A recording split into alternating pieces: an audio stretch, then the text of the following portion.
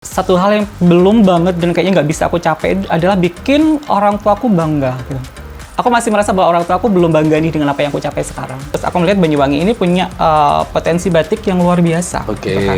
Dari situ terpikir, kenapa sih aku nggak fokus ke batik aja gitu kan. Sama ketika aku jatuh cinta sama dunia ini gitu kan, aku nggak akan pernah mikirin untung dan rugi. Oke. Yang penting bagaimana aku puas, bagaimana orang-orang di sekitarku ini menikmati hasilnya. Gitu. Oke. Jadi lebih ke kontribusi aku buat anak-anak ini apa sih, kayak gitu. Oke.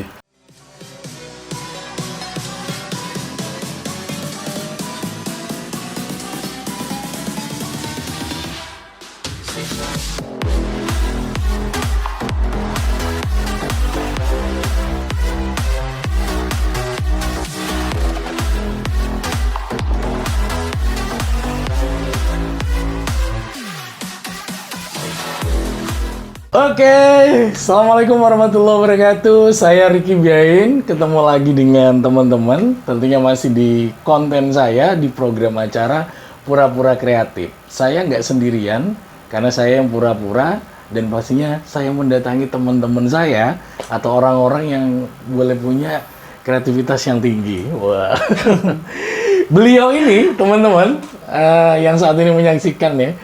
Kalau kita tahu, mungkin hanya mendengar namanya saja, ataupun melihat hasil-hasil dari kreativitasnya, seperti di belakang ini, tapi kadang-kadang ada yang, siapa sih dia? Atau gimana sih wajahnya? Esa Guntur. Halo semuanya, apa kabar? Alhamdulillah sehat ya maksudnya. Tapi boleh klarifikasi nggak sih? Boleh. Tadi kan sampean bilangnya sampean yang pura-pura, aku yang kreatif. Iya. Sebenarnya aku nggak kreatif banget sih, tapi banyak halunya daripada kreatifnya. Nggak. Mas, Iya. Esa Guntur, itu nama asli? Bukan, itu nama panggung Oh, sebenarnya. nama panggung ya, oke. Iya. Boleh disebutin nggak apa-apa, misalkan juga ya. Tapi kalau itu privasi, saya akan tahan. Saya rasa itu privasi sih. Oke, siap, udah deh. Esa Guntur, Mas Esa, ini kan juga banyak orang ngelihat Mas Esa ya, mulai dari ketika Banyuwangi itu pertama kali ngadain acara, kalau nggak salah, apa tuh ya, lomba desain atau lomba, pokoknya desain kostum busana gitu lah ya. BBF. BBF ya, BBF, Banyuwangi ya. Batik Batik Festival. Festival. Mulai yang pertama ya. Kalau aku sebenarnya terjun di dunia ini sebelum BBF justru. Sebelum BBF. Sebelum BBF. Tapi kalau boleh tahu nih ya, ini nanti kita ngomongnya ke sana. Memang Mas Eza dulu ketika mungkin punya dia basic atau dasarnya itu memang di desain busana kah, atau ya udahlah daripada aku nggak punya keahlian apa-apa, ya udah aku nekunin aja. Itu gimana sih Mas biar teman-teman ini menjadi sebuah inspiratif gitu? Kalau aku pribadi, awalnya justru aku bukan ke busana sebenarnya. Justru aku sebenarnya tuh pengen banget waktu masih sekolah ya, pengen banget aku jadi seorang psikolog. Jatuhnya jauh banget. Terus. Terus karena waktu itu ada keterbatasan, saya nggak bisa kuliah kan, nggak bisa kuliah karena inilah orang tua juga. Saya itu ada sesuatu lah ya, jadi ya udah daripada aku nganggur nih gitu kan, aku apa ya yang bisa aku lakukan? Aku nguli juga nggak mungkin lah gitu kan. Oke, siap. Jadi dengan cuma modal ijazah SMA, apa yang bisa aku lakukan? Alhamdulillah Allah ngasih sesuatu gitu ya. Di rumah tuh ada mesin jahit nggak kepake. Di rumah Mas Eza sendiri? Ada mesin jahit nggak pakai, itu punyanya sepupu sebenarnya. Sepupu, oke. Terus dari situ aku iseng nyoba-nyoba, kok enak ya jahit gitu, kok lucu gitu kan. Jadi dari situ aku langsung keterusan, aku kayaknya tertarik deh untuk menekuni dunia jahit-menjahit ini gitu loh. Dunia jahit. Tapi boleh tahu nggak sih, SMA-nya dulu di Banyuwangi Kota atau di daerah yang jauh dari Banyuwangi Kota? Di tetangga. Tetangga lah ya. Nggak, kita nggak usah sebutin lah, pokoknya tetangga. Terus memang di sekolah SMA dulu kan, ini kan ngomongin tentang jahit dulu lah ya, awalnya jahit. Itu memang ada basic dasar untuk menjahit atau sekolah biasa umumnya gitu? Enggak sih, aku sekolah umum sih. Sekolah umum ya? Umum. Jahitnya otodidak berarti? Otodidak. Gila. Tapi kalau ngeliat ini asik loh ya. Oke, nah dari jahit otodidak, baju masih inget nggak? Baju pertama kali yang dijahit itu kostum cewek apa atau cowok? Baju pribadiku. Baju pribadi. Dulu aku kan gini Mas, aku tuh dulu itu nggak tahu ya, masih masa-masa labil tuh pengen jadi artis. Jadi menekuni dunia. Sama aku juga pengen menekuni dunia permodelan dulu. Jadi sempat jadi model. Terus. Sempat jadi model catwalk, ikut kompetisi, tapi nggak pernah menang. Oke. Nggak pernah menang. Akhirnya ngelihat teman-teman itu kok bajunya lucu-lucu ya, gitu kan. Bajunya banyak. Bajunya lucu-lucu banyak. Terus aku tanya ke mereka, ini kamu beli baju di mana sih, gitu kan.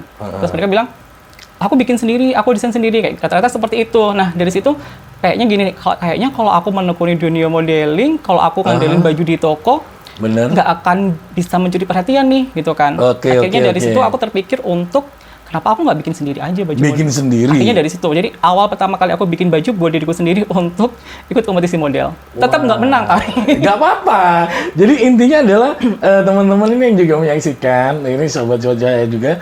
Bahwasannya seorang Iza Guntur itu awalnya adalah dari dunia modeling ya. Dari dunia modeling. Basic dasar modelingnya pastinya punya tuh ya. Jalan di catwalk terus kemudian bikin kostum sendiri, busana sendiri untuk digunakan sendiri ya. Bener. Dari sanalah seorang nama Iza Guntur kemudian merambah ke Banyuwangi itu ya. Hijrah ke Banyuwangi. Sebenarnya mulai proses yang panjang banget sebelum aku sampai di sini. Jadi sebelum aku kembali ke dunia fashion, sempat kesasar dulu ke dunia cosplay.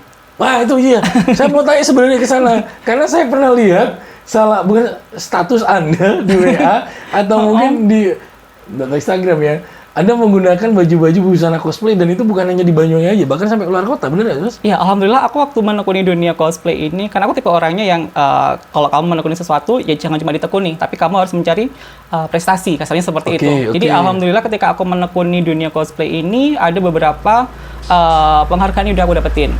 Wow. Di Surabaya, di Malang. Surabaya, Malang. Karena lebih banyaknya di daerah sana sih. Bener sekali. Banyuwangi itu kalau ngomongin cosplay kayaknya ngapain sih pakai dandan-dandanan Harajuku? Mungkin masih ini, dandan-dandanan anime kan gitu ya. Orang masih gimana ya? Ngelihat cosplay itu mungkin kayak aneh gitu kan. Aneh bener. Tapi kalau di luar kota kayak di Banyuwangi, ya kayak di mana di Surabaya, Malang itu sudah sesuatu yang emang udah lumrah gitu loh. Berapa tahun tuh Mas cosplayan Mas? Aku cosplay sekitar 3 tahun. Oke, pakai topeng ya? Enggak. Aku pakai makeup lah pastinya. Jadi biasanya itu kayak Sailor-Moonan gitu ya? Iya, kurang lebih seperti itulah. Sailor-Moonan. Terus kostumnya jahit sendiri tuh Mas? Nah iya, kostumnya bikin sendiri kebetulan. Waduh, berarti kalau ngomongin tentang dunia cosplay kan teman-teman cosplayer yang ada di luar kota masih inget tuh nama seorang Iza Guntur ya? Aku kalau di cosplay namanya Eza Michelle, bukan Eza Guntur. Beda lagi. Beda lagi tuh sejarah. Berapa tahun, Mas? Apa? Berapa tahun tuh dunia cosplay? 3 tahun. 3 tahun ya? Dari tahun? Dari tahun 2000, berapa ya? 2000, aktif 2014 sampai 2017. 2014-2017 itu kalau nggak salah teman-teman, kalau di Surabaya itu ada acara di salah satu mall gede, Grand City, itu selalu ngadain acara cosplayer gitu ya. Mudah-mudahan Iza Guntur itu di dalamnya juga waktu itu. Insya Allah ada.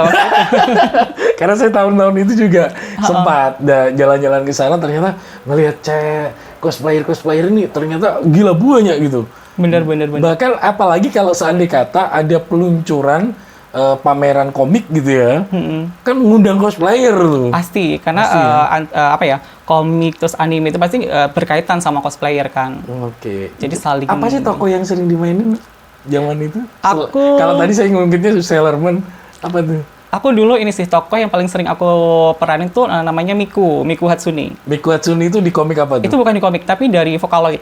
Itu kayak apa sih, kayak Idol Star gitu loh. Idol Star tapi yang anime gitu sih. Beberapa ini versi dari Miku udah pernah aku cosplayin. Terus setelah itu ke Sakura. Sakura yang apa sih, Naruto. Gila. Jadi pakai pakaian seperti Sakura gitu ya, ceweknya ya. Kalau di cosplay itu ada istilah namanya cross dresser. Jadi cowok yang memerankan baju cewek. Dan sebaliknya. Ada cewek yang memerankan baju cowok, tetap namanya cross dresser. Mas Reza jadi bagian di sana ya? Aku lebih ke cross dressernya sih waktu di cosplay. Tapi teman-teman itu ketika ngelihat ya, kayak pengunjung atau penonton ya, cewek nih cantik banget gitu ya, pasti deh ya. Iya, kebanyakan seperti itu. Banyak yang sampai salah sangka gitu, sampai nge-DM gitu kan. Karena ini kasusnya lagi viral loh mas. Waktu yang katanya di Instagram dia bercosplay seperti ladies cewek, dia cosplayer, tapi ketika dia dibuka cowok sampai wah gila lah, viral itu di Instagram, saya pernah nonton itu. Sempat gak sih di DM gitu mas? Sering.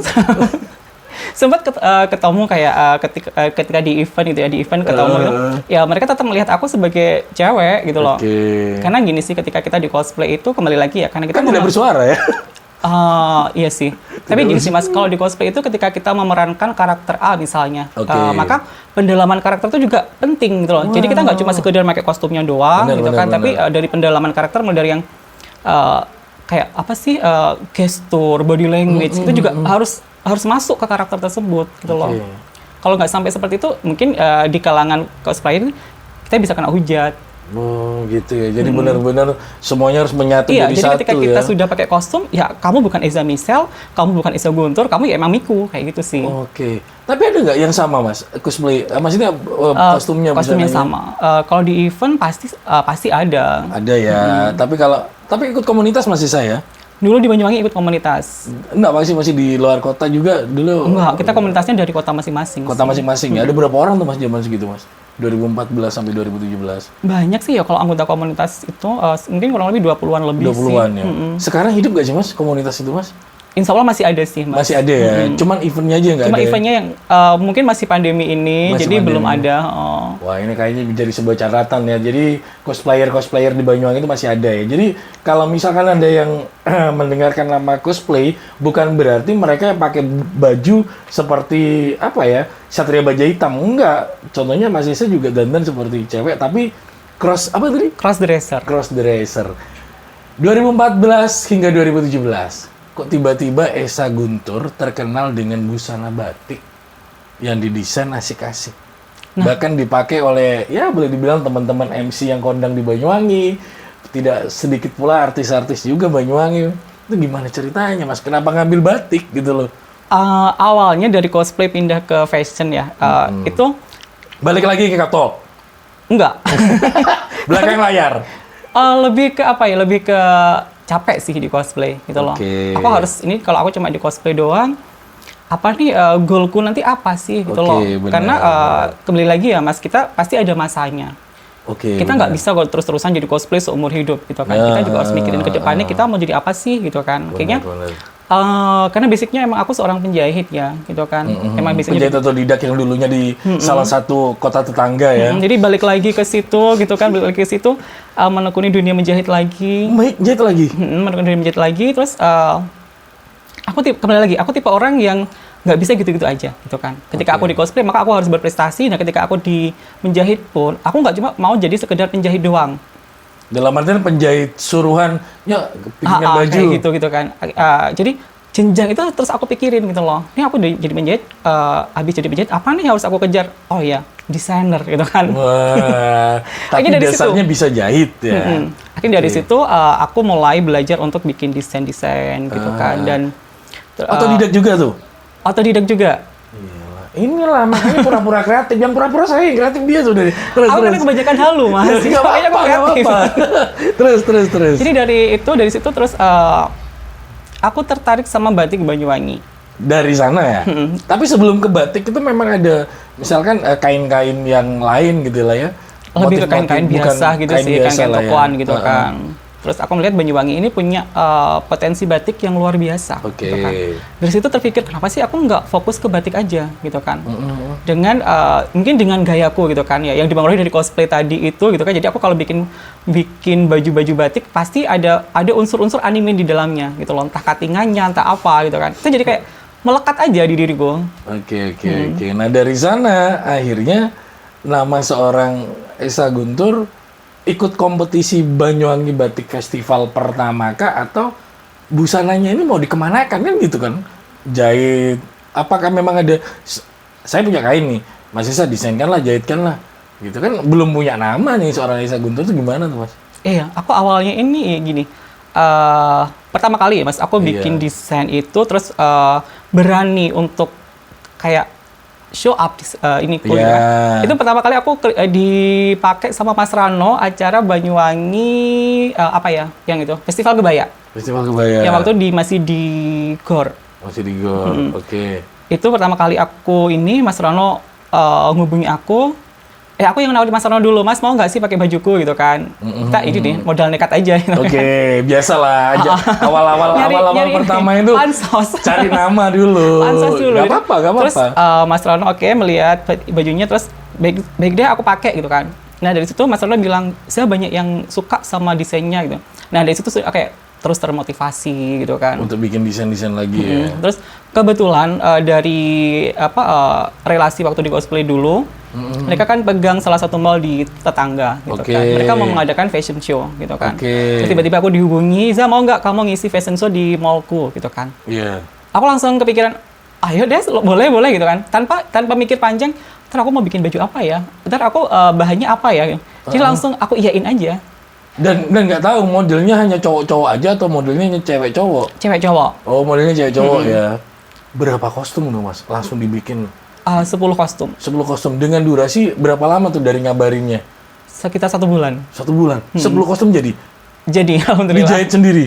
Berdua sama teman waktu Berdua itu. sama temen ya? Gila, 10 kostum. Saya jahit 15 hari. Jadi. Tanpa desain lo itu. Wes pokoknya langgaran, ngelambi cowok, lanang mari. Tapi aku ada juga kalau bikinin baju orang kadang juga lama sih Mas. Oke. Karena terbentur sama kegiatan-kegiatan gitu kan. Kan sekarang, kan saya Iya. tanya itu waktu Ya, waktu itu. Bener-bener, jadi kan itu pure Anda nggak punya kegiatan apa-apa ya, saya dalam itu. saat itu. Terus kemudian bikin, udah, Nes, jadi. Apa kata-kata dari tetangga sebelah tuh, ngelihat itu teman-teman lah. Misalnya banyak yang ada kayak- bisikan-bisikan tuh, atau kayak- cibiran lah. Ya pasti ini ya, suka dan nggak suka itu pasti 50-50 lah. Benar, Kalau yang suka mungkin, benar. bagus ya sekarang kamu bisa berkembang, bla bla bla, bagus batiknya, bagus ininya gini-gini. Kalau yang ini apaan sih? Kayak gitu doang, kayak gitu. Jadi Oke. belum layak di stick deh kayaknya kayak gitu. Jadi Wiss. ya udah sih, aku orangnya tipe orang yang kayak bodo amat deh, lu mau bilang apa tentang diri gue gitu kan. Oke. Yang penting aku berkarya di sini. Di karyaku ini aku sedang bercerita tentang diriku, gitu loh. Benar, Jadi benar. ya udah sih orang mau menilai apa, karena itu ya diriku, udah. Oke, boleh tanya sih nggak Mas, sebelum kita nanti tanya ada beberapa sertifikat atau piagam yang didapat sama Mas Esa. Mas Esa, siapa sih sumber inspiratif dari Mas Esa? Ibu pastinya, Ibu. ibu, iya. Seberapa dia buat sampean? Buat aku seorang ibu itu adalah pahlawan ya, Oke, dan sumber inspirasi terbesarku adalah seorang ibu. Ibu. Karena bagaimanapun kita nggak akan pernah lahir di dunia ini kalau nggak ada ibu. Oke. Ya nggak? Dia seorang penjahit juga. Nggak. Seorang penjual nasi pecel. Gak ada hubungannya sama Gak ada jahit. hubungannya. Tapi ibuku ini orang yang sangat cerewet dalam urusan fashion. Wih. Bener, meskipun beliau ini cuma seorang penjual nasi pecel ya. Tapi masalah fashion cerewetnya minta ampun. Beberapa kali aku bikin baju ibuku tuh nggak pernah cocok. Itu Ya ya? kurang gini lah, kurang gitu. Jadi udah wes bawa ojek lainnya jangan ke aku. Beliau ada? Ada di rumah. Ada di rumah ya. Mungkin nanti kan kita tanya juga di TV. Bu, sampean tahu nggak baju-bajunya Sang Guntur ini dipakai artis-artis? Kok sampean digawe lo malah cerewet? Enggak ya. Tapi dari kan biasa ya namanya orang tua atau juga sumber inspirasi Anda tidak menyerah begitu aja. Dalam maksudnya, ya Mas kata kayak no Mas. Ada tuh kata-kata seperti itu tuh biasanya. Ya cuma sih kadang ini sih cuma apa ya, candaan aja. Karena kebetulan aku sama ibu ini deket banget. Udah nggak kayak hubungan orang tua dan anak, tapi lebih kayak teman sih. Karena aku juga manggilnya bukan manggil yang formal, ibu, emak, mama, enggak. Aku manggilnya nama. Karena saking deketnya. Bahkan kayak ada apa-apa pun aku curhatnya ke beliau ini gitu loh, urusan apapun itu. Terus disupport dia ya dengan hadirnya yang saat ini lagi digeluti gitu kan ya. Alhamdulillah dari dulu ini ibuku selalu support apapun yang aku lakukan, mau itu di dunia modeling, mau itu di dunia cosplay, mau sekarang di dunia ini gitu kan. Karena menurut beliau selama apa yang aku lakukan ini positif ya kenapa tidak gitu. Kenapa harus dibatasi-batasi. Nah, dari sana kegiatan tuh awal-awalnya terus kemudian saya pernah melihat tuh Esa Guntur naik di stage di acara Banyuwangi Festival, itu tadi Banyuwangi Batik Festival ya. Bener ya? Mungkin kayaknya beda deh Mas. Aku di Banyuwangi Batik Festival nggak naik sih, soalnya cuma juara 2. Enggak, saya nggak masalah. Dalam artian baju Anda kan digunakan. Iya, alhamdulillah di beberapa Banyuwangi Festival, Mas Rano sama Mbak Mei sering banget pakai baju karyaku. Karya Anda ya. Jadi kalau misalkan Rano lagi nge-MC atau teman-teman itu di title bawah Instagramnya by Eza Guntur, nah ini beliau namanya. Jadi yang di rumah, kalau misalkan pengen tanya-tanya desain, punya batik, lakaran istilahnya. Kain ini lakaran, iya. Lakaran lah ya. Mau didesain, boleh. Tapi tadi ada ultimatum dari Mas Isa, lama ya. Lama, bener. Kenapa? Beliau selain memikirkan Anda juga memikirkan anak-anaknya tuh. Alhamdulillah. Siapa anak-anaknya? Tenang, kita bakal tanya-tanya. Mas, dari perjalanan hingga ke 2021 ya, udah berapa busana yang Anda ciptakan? Ingat nggak? Kalau jumlah totalnya, aku nggak sudah ini ya Mas, bukan nggak terhitung sih, tapi lebih tidak terdata. Wish. Jadi aku nggak tahu sudah berapa banyak, karena apa ya, aku nggak bisa ngitung sih. Okay. Udah lumayan sih. Itu Anda kerjasama dengan pengusaha batik kah, atau Anda sendiri selain menjadi seorang desainer, kan kebanyakan tuh ada nih, bukan endorse ya, tapi Anda kerjasama dengan pengusaha batik, bikin dong desainin jahitin nanti dijual ke butikku, atau Mas Isa sendiri, ya udah aku yang beli kain sendiri, aku desain sendiri, orang mau pakai atau mau jual terserah saya gitu. Ini sih kalau awal-awal itu aku sempat kerjasama sama salah satu UKM di Banyuwangi juga, terus habis itu sungkan sih Mas kerja sama terus gitu kan. Ya udah sih aku jalan sendiri aja lah. Kalau emang ini ya udah aku beli batik kayak gitu sih. Jadi kebanyakan beli batik sendiri, Mas Isa bikin untuk dipajang di dalam artian ya inilah ya. Karya-karyanya Mas Isa ya. Mau disewa orang boleh kan gitu kan ya? Iya. Terus kemudian mau dibeli juga boleh? Enggak kalau dibeli. Wah, itu loh. Kenapa ya? Apa alasannya, Mas? Gini. Banyak orang yang kan seorang desainer itu menciptakan baju, mau beli silakan dibeli.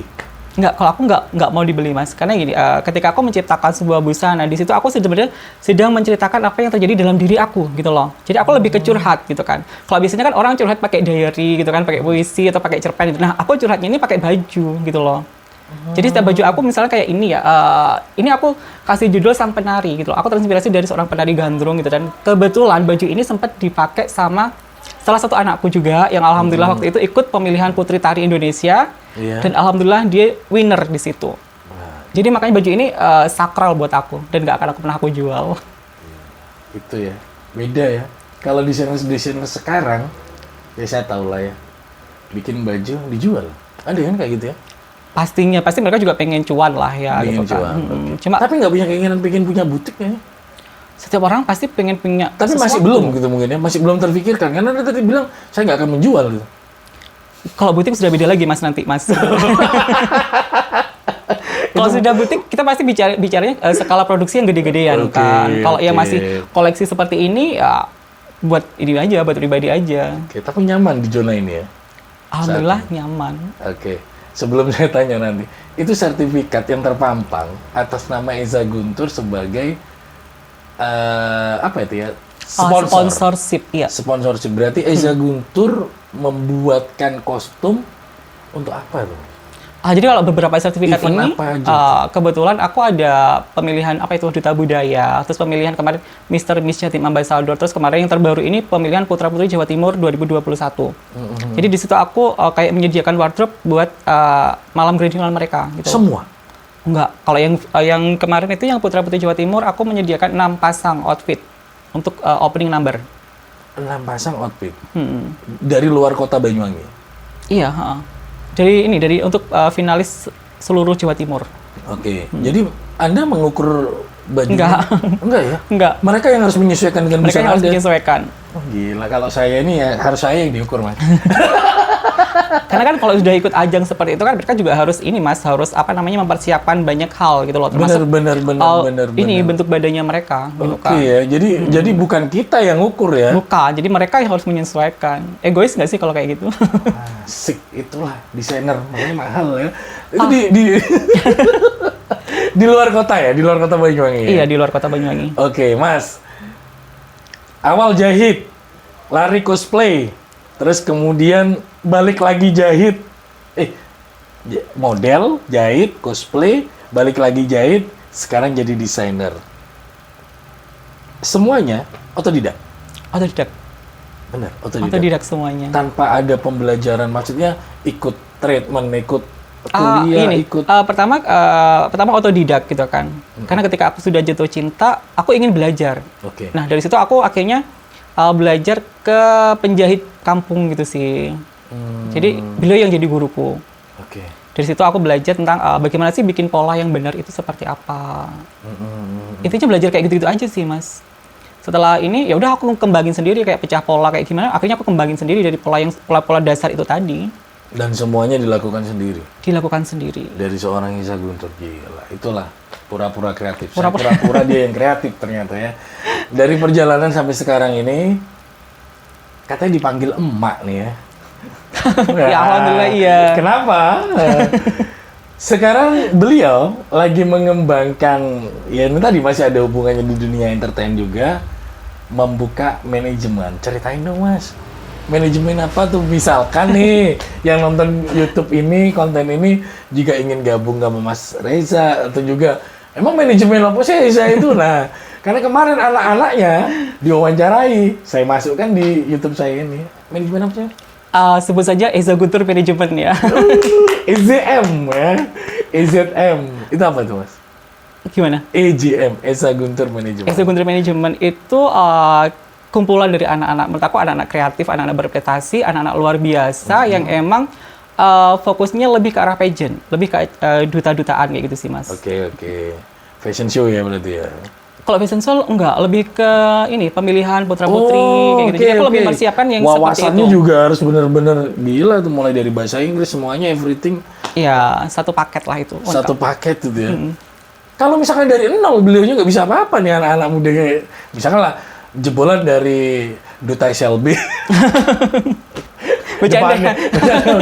Duta SMA 1 Gelaga atau Duta kampus, itu gimana tuh kalau mau gabung? Bisa langsung ke sini aja sih. Bisa DM IG-ku, Eza Guntur. Nanti untuk selebihnya kita bisa ngobrol kayak bisa gitu sih, Mas. ngobrol di dalamnya ya. Eza Guntur Manajemen. Berapa anak sekarang, Mas, yang tergabung? Alhamdulillah ada 11. 11 pasang atau 6 cewek atau 5 cowok atau gimana? Berapa ya, Mas? Ceweknya ada 3 kalau nggak salah. Ceweknya sisanya cowok. 3. Sisanya cowok semua. Nah, dari tahun berapa tuh bikinnya? Apa 2021 atau sebelumnya memang udah bikin? Dari 2021 ini aja.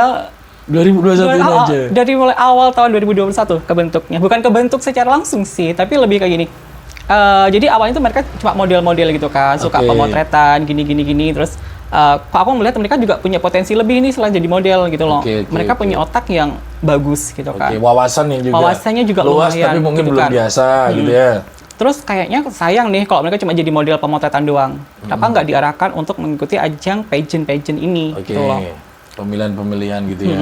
Akhirnya dari situ kita bercanda, mau nggak kita go nasional gitu kan. Terus? Jadi dari awal bercandaan, mau nggak sih kita go nasional gitu kan? Mau lah gitu kan.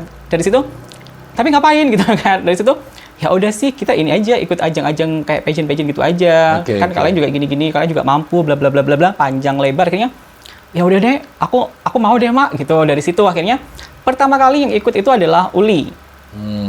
Cewek cowok itu? Cewek. Terus dia ikut, dia tiba-tiba ini, mak aku pengen ikut putri tari. Ya udah berangkat, cus gitu kan. Dia berangkat, daftar, terus mak gimana? Ya udah gini-gini, masalah baju gimana? Aman, udah. Jadi kita udah nggak mikirin gimana ya, nanti biayanya gimana ya. Jadi ke anak-anaknya semua aku terapkan, udah kalian nggak usah mikirin biaya. Aman semua. Dari Eza Guntur? Enggak, bukan aku yang membiayai mereka, nggak juga gitu loh. Tapi kalau kita niatnya baik, insya Allah kita dikasih jalan gitu loh. Jadi dari situ sudah. Aku selalu optimis ke anak-anak bahwa ya udah sih yang penting kalian totalitas dulu, kalian berjuang dulu, masalah nanti gimana-gimananya, insya Allah pasti ada jalan. Dari situ. Kenapa harus menciptakan seperti itu? Karena kan, ya maaf ya, Anda kan harus rugi banyak tuh ngeluarin duit buat acara ini nih. Apa sih yang didapetin? Boleh kan saya kulik? Biar teman-teman tahu. Sebenarnya gini sih Mas, kalau kita sudah jatuh cinta sama sesuatu, kita nggak pernah memikirkan namanya pengorbanan, ya nggak sih? Sama kayak kita lagi jatuh cinta sama orang nih, kadang kita juga, nggak sih? Kita kayak rela aja ngelakuin apa aja gitu kan. Nah sama ketika aku jatuh cinta sama dunia ini gitu kan, aku nggak akan pernah mikirin untung dan rugi. Yang penting bagaimana aku puas, bagaimana orang-orang di sekitarku ini menikmati hasilnya. Gitu. Jadi lebih ke kontribusi aku buat anak-anak ini apa sih, kayak gitu. Jadi saat ini menikmati menjadi seseorang di balik layar. Alhamdulillah aku sangat menikmati dan alhamdulillah aku puas banget. Dari 6 anakku yang aku kirim ke ajang pageant provinsi, 5 nasional semuanya. Tapi masih belum ngerasa goal ya? Belum. Ya? Belum. Kita nggak boleh puas dengan hasil yang sudah dicapai. Tapi kita harus tetap berkembang. Itu sih yang aku tanamkan juga ke anak-anak gitu loh. Kalian jangan cepat puas dengan hasil yang kalian capai saat ini. Karena di atasnya masih akan ada lagi. Benar sekali. Masih ada jenjang-jenjang pemilihan atau juga... mungkin kalau kemarin kapasitasnya 0 sampai 5. Ya kan? Kedepannya akan 5 sampai 10. Bahkan kedepannya lagi 10 sampai dengan 100. Ya kan? Iya, semakin panjang. Dari semua yang udah dilakukan, saya pengen tanya satu aja. Apa nih? Cibiran yang bikin Anda kesel. Masih teringat nggak? Ada cibiran yang bikin kesel gitu kayak. Tapi aku nggak perlu menyebutkan Udah ya. apa? Ini nggak usah disebutin. Tapi dalam artian Anda sampai saat ini itu yang menjadi penyemangat atau motivasi seorang Esa Guntur. Iya bener. Kayak intinya apa sih yang bisa dilakukan seorang Esa gitu loh. Ini yang terakhir Mas. Sebelum kita sudahi konten ini, pura-pura kreatif. Karena dari semua pembicaraannya, sebenarnya benar-benar orang kreatif. Otodidak. All. Ya. Tanpa mengikuti kursus ya Mas ya. Alhamdulillah. Tapi hasilnya alhamdulillah. Dan beliau, seorang Esa Guntur, bukan anak kota Banyuwangi. Ya. Tadi beliau udah jelaskan, berasal dari ya tetangga kota gitu ya. Ya kalau boleh dibilang, kalau saya lahir di kota Banyuwangi, di kecamatan kota gitu ya.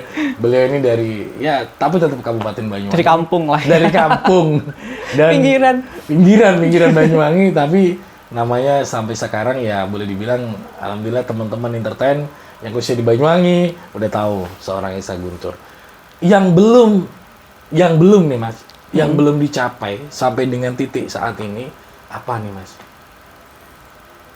Apa ya Mas, menurut aku banyak sih hal yang belum aku capai gitu loh. Cuma satu hal yang belum banget dan kayaknya nggak bisa aku capai adalah bikin orang tuaku bangga gitu. Aku masih merasa bahwa orang tuaku belum bangga nih dengan apa yang aku capai sekarang. Itu sih.